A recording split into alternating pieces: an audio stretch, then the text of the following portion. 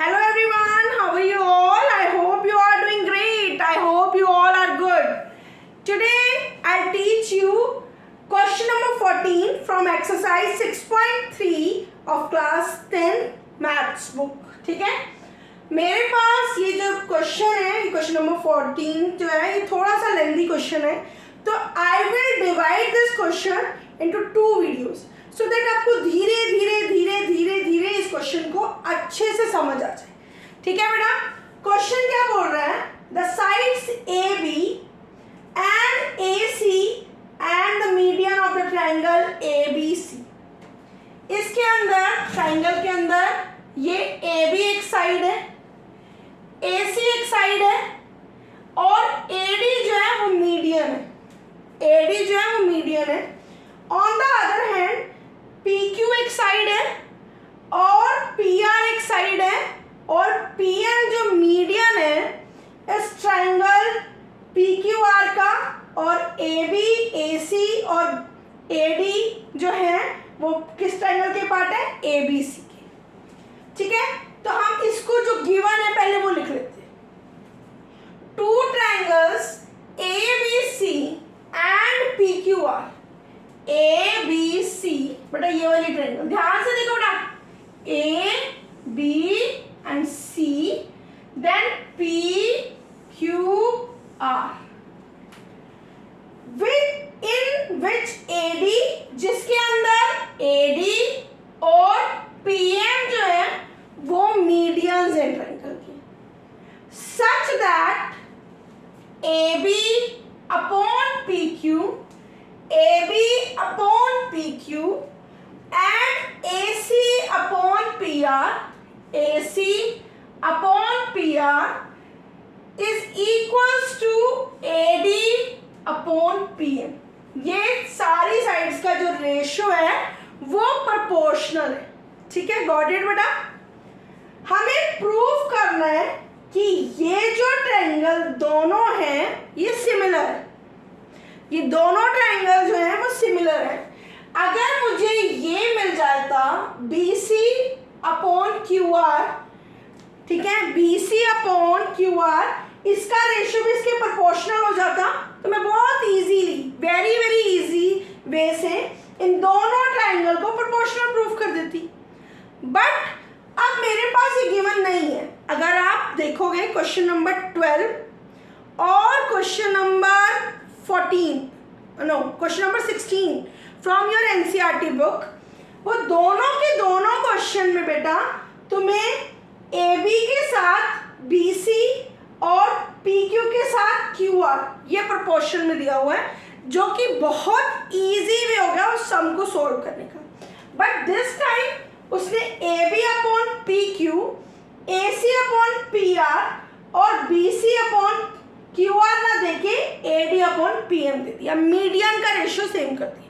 उस क्वेश्चन में भी मीडियन का रेशियो ही सेम है, but the difference is here, वहां B C line Q R के प्रोपोर्शनल थी, यहाँ पे A C line P R के प्रोपोर्शनल है. ठीक है, फॉर दैट इसके अंदर हमें कंस्ट्रक्शन करनी पड़ेगी, क्योंकि हमें याद रखना इसमें ए सी और पी आर प्रोपोर्शनल है. क्वेश्चन नंबर 12 और 16 के अंदर यहाँ पे B C and Q R proportional में दिए हुए हैं, तो those question are easy. The difference यहाँ पे ए सी देख के ही हमें पता चल जाएगा. अब हम इसमें कंस्ट्रक्शन करेंगे. हम ए डी को प्रोड्यूस करेंगे, ए डी को आगे बढ़ाएंगे, जिससे क्या होगा, ए डी इक्वल्स टू, ऐसे प्रोड्यूस करना है कि ए डी ये जो मीडियन वाला पार्ट है ये डी के इक्वल है. फिर उसके बाद सी को ज्वाइन कर देंगे. नाउ दूसरी ट्रायंगल के लिए सेम वे में हम पी आर को प्रोड्यूस करेंगे, एक्सटेंड करेंगे एम एन तक, जो कि पी एम वाला पार्ट जो होगा वो एम एन के इक्वल होगा, और ये जो ट्रायंगल होगी, सॉरी ये जो साइड होगी, इसको हम एन और आर को ज्वाइन कर देंगे. कंस्ट्रक्शन समझ आया, गिवन समझ आया, प्रूफ क्या करना है वो समझ आया. कंस्ट्रक्शन में हमने ए डी को एक्सटेंड किया, ऐसे एक्सटेंड किया कि इज इक्वल्स टू डी हो गया। उसके बाद सी को ज्वाइन कर दिया। दूसरी बात हमने क्या किया, पीएम को एक्सटेंड किया, ऐसे एक्सटेंड किया कि PM is equals to MN हो गया और एनआर को ज्वाइन कर दिया। क्लियर है? अब मुझे सबसे पहले इस स्टेप में ये ए बी वाली लाइन को इस सी ए लाइन के और पी क्यू वाली लाइन को इस आर एन लाइन के क्या करना है जी, इक्वल प्रूफ करना है। सिमिलैरिटी में मैं साइड्स को इक्वल नहीं प्रूफ कर सकती, मैं उसका रेशियो इक्वल प्रूफ कर सकती हूँ। बट कॉन्करेंसी में जो कॉन्करेंट ट्रायंगल हम करते थे, हम उसमें साइड्स को इक्वल प्रूफ कर सकते हैं। ठीक है, ऐसे आप क्वेश्चन को सोचोगे बेटा ध्यान से। मुझे साइड्स को इक्वल करना है, तो साइड को जो इक्वल प्रूफ करना है वो मैं सिमिलैरिटी में नहीं कर सकती, वो मुझे कॉन्करेंसी में प्रूफ करनी पड़ेगी। तो अब हम जो स्टार्ट करेंगे वो कॉन्करेंसी से स्टार्ट करेंगे। ठीक है, मैं लिखती हूं प्रूफ के अंदर बेटा, in triangle A B D, मैंने कौन सी ट्रायंगल लिया बच्चा, ए बी डी, और ध्यान से देखना बेटा मैं कौन सी ट्रायंगल ले रही हूं, ए बी डी और सी डी ई, ये नीचे वाली, एंड ट्रायंगल सी डी ई।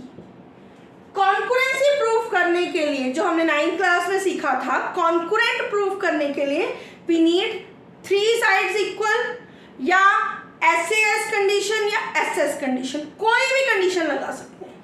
ठीक है, मैं इसमें देखो AD is equals to DE, correct है, बाय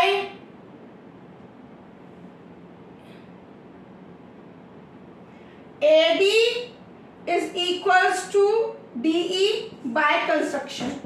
ये हमने क्या लिखा है, कंस्ट्रक्शन से इसको माना था। उसके बाद BD is equals to CD, BD is equals to CD, BD is equals to DC because AD is median of BC। Clear है? अब 2 कंडीशन मुझे मिल गई, तीसरी क्या करती हूं मैं, इस साइड के अंदर और इस साइड, 2 साइड इंक्लूडेड एंगल, ये वाला एंगल और ये वाला angle, are they vertical opposite angles. ठीक है, तो मैं लिखूंगी triangle angle ADB is equals to angle CDE vertically opposite angle.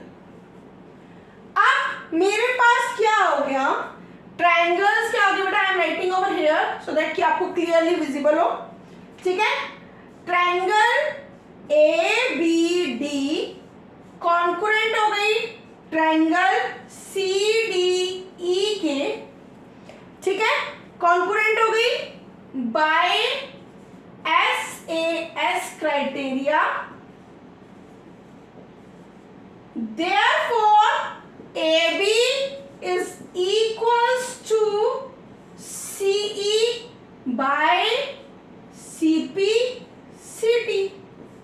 कुछ याद करो, 9th क्लास को रिकॉल करो।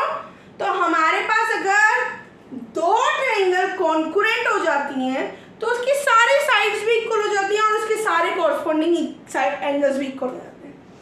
सिमिलरली मैं सिमिलरली लिख दूंगी बेटा डायरेक्टली। ठीक है, सिमिलरली हम लोग प्रूव कर सकते हैं कि PQ is equals to RN। ठीक है, सिमिलरली हम लोग ये भी प्रूव कर सकते हैं कि PQ is equals to RN। Clear है? इसमें कोई डाउट है? समझ आया? हम लोगों ने क्या किया बेटा, पहले ट्रायंगल्स को कॉन्करेंट प्रूफ किया। कॉन्करेंसी हमने क्यों निकालनी थी, क्योंकि हमें इस